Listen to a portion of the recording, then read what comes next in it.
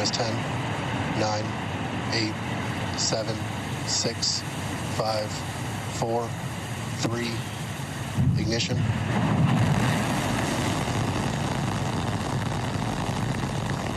have liftoff.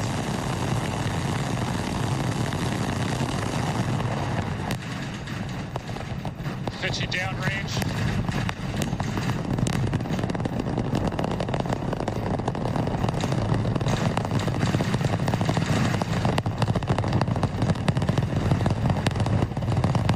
Booster Raptor, chamber pressure nominal.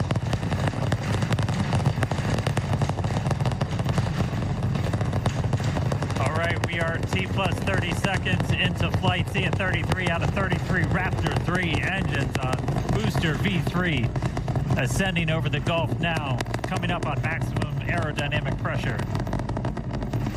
Booster and ship, avionics power, telemetry nominal. Systems looking good. We're just passing through the period of maximum dynamic pressure.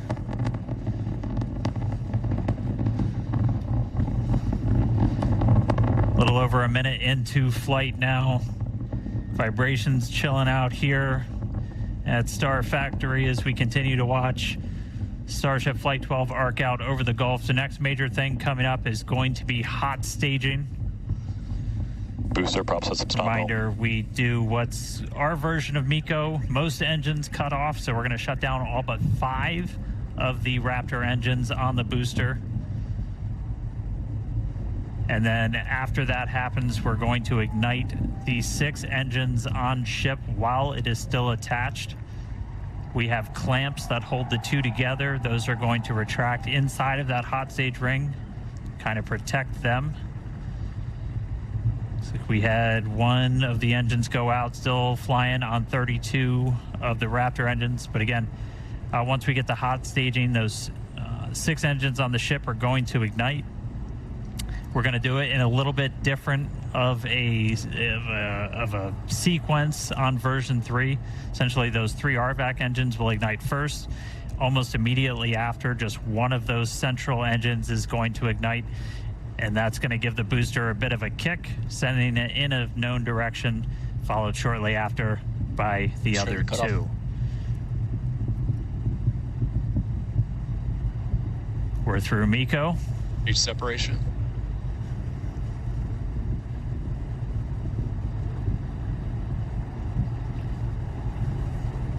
There you go. Successful hot staging separation. We are not seeing as many booster engines ignite as we expected for boost back, but we are seeing 6 good engines lit on ship. It looks like we just had an early boost back shutdown. Again, a reminder, the booster was planned to essentially head into the Gulf for a splashdown, but it has shut its engines down early on into boost back. And we just see one of the RVAC, so we're now running on 5 engines on ship. We do have engine out capability, so it's going to continue into its ascent. You got booster on the left there, ship on the right. Ship avionics power and telemetry nominal. Again, we're not planning on bringing the booster back for this flight, as this was the very first time.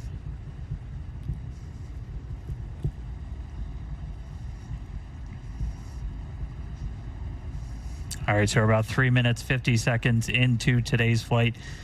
Just a reminder, the ship planned to burn its engines for about 8 minutes and change. About 8 minutes and 11 seconds was our planned timeline for today. That could shift slightly as we do have 1 engine out, running on 1 fewer RVACs. All right, you're watching live coverage here. We're watching SpaceX and this mega version 3 rocket of Starship. A test flight today. No humans are on board. This is the rocket that eventually they want to use, NASA wants to use, to take humans to the moon.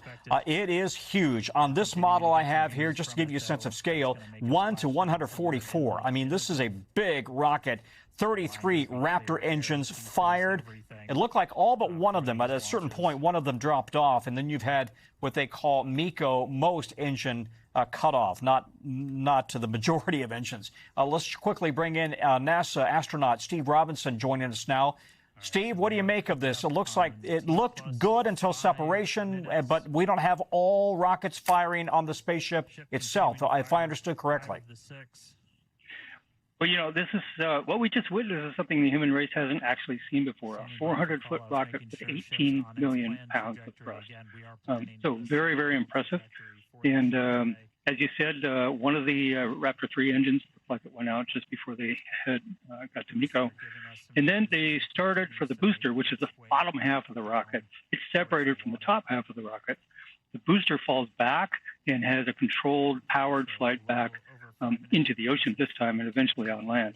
Yeah. That probably won't happen as planned today.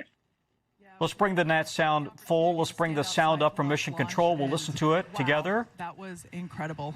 Yeah, that was really loud, really shaky, and I was actually surprised how fast the booster got off the pad or the whole stack. That was quite incredible. Absolutely. So we have views here from the booster coming back down, making its way into the Gulf. Pretty cool to see. We have healthy chamber pressures on 5 out of 6 ship Raptor engines. Great news there for Starship.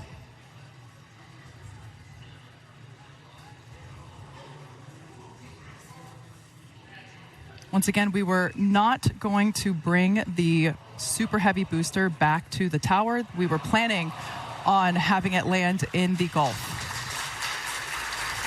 The voice of SpaceX Mission Control there, not NASA, SpaceX.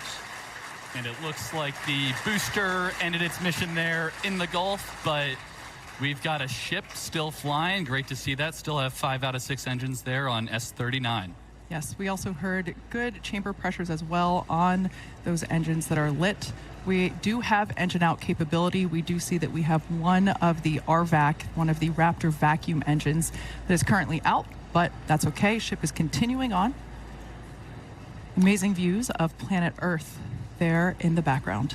Steve Robinson, our resident expert, former astronaut. Steve, not bad, right? The booster came back as expected, falling back into the Gulf of Mexico. They were never going to try to land it back on the pad. And now you got 5 of 6 engines working properly on the spaceship itself. We've had problems before. They have had problems before just on this portion of the mission, but so far so good. So far, so good. I think what's most important to the company and also to the whole space community is that the Starship is able to complete its mission. It's got a very complicated set of things to prove in space. And again, this is a very new machine. It looks very much like the previous ones, but there's so much new on it. And when you integrate it all together, it makes for a very new rocket ship. And Steve, you know, SpaceX has made it clear that they don't expect this, or they did not expect this to go perfectly today. And yet, let's make it really clear: NASA needs SpaceX to be successful, and they need Jeff Bezos' Blue Origin to be successful, because one of those or both will actually, hopefully, land astronauts on the moon. And if they're going to meet that timeline of landing astronauts by 2028, they need one of these 2 rockets, if not both, to go right. They do. It's not all down to this single mission that we're watching here today, but the more things that go right on this mission are the more things that you don't have to worry about quite as much for the next mission. Yeah, true, so but they've had, SpaceX has had a series of problems with Starship, right? They need one to go flawlessly. They got close on the last mission, but they needed to go flawlessly, ideally. Yep, that's certainly the idea of this version 3. Almost everything on the rocket has been redesigned or evolved, shall we say, from what has been learned from before. So, to me, with this much novel engineering on a very complex piece of machinery, it's not surprising that a few things are going not perfectly. But so far, it looks pretty good for the Starship, at least.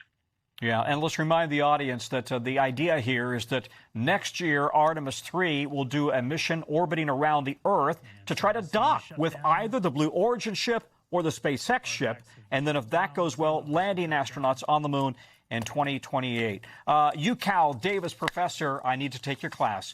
Professor Steve Robinson, former astronaut. Thank you very much, Steve. Appreciate it. We thank you for watching, and remember, stay updated on breaking news and top stories on the NBC News app or watch live on our YouTube channel.